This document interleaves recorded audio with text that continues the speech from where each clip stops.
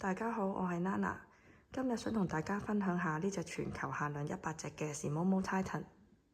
咁呢個個人作品展呢，係舊年2024年呢喺 Landmark 嗰度搞嘅。咁現場呢，展出咗好多龍家星先生嘅作品啦，同埋佢歷年嘅朗膠作品嘅。咁由左邊開始呢，係 Mini Simomo 啦，中間嗰隻係 Simomo， 咁最大右邊呢隻呢，就係 Simomo Titan。咁我等陣會逐一同大家開箱嘅。咁我哋而家首先睇咗大呢隻 Simomo Titan先啦。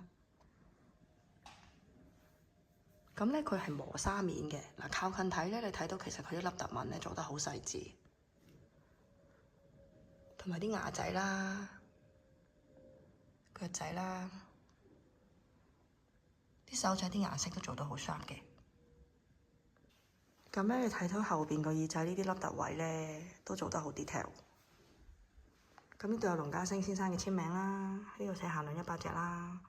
咁條尾仔呢度都顏色好 sharp 嘅。好啦，咁而家等我同大家一齊 unbox 呢隻 Mini Simomo 先啦。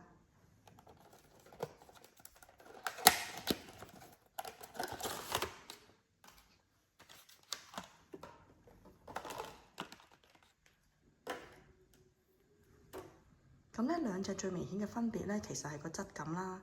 咁 Simomo Titan 咧係磨砂面，咁呢隻係令面嘅。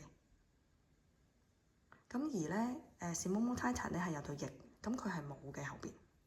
咁咧後邊條尾個顏色係一樣啦，但係咧個耳仔同瞳孔顏色係唔一樣㗎。佢個耳仔咧係上面係粉紅色同藍色啦，咁個眼仔咧個瞳孔個顏色都唔一樣㗎。咁其他嘢就普遍係一樣啦。而家就同大家一齊 unbox 埋呢隻 Simomo 先啦。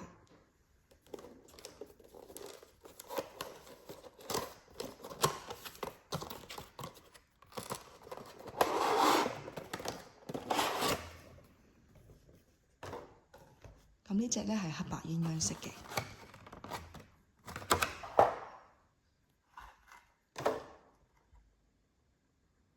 咁佢呢隻咧都係令面嘅。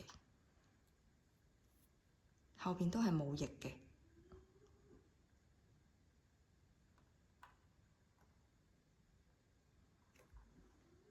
咁呢3隻作品咧都係來自 Everybody Knows 呢個個人展覽嘅，咁所以佢哋啲配色咧都係非常相似嘅。咁我哋而家嚟睇多次呢3隻嘅對比先啦。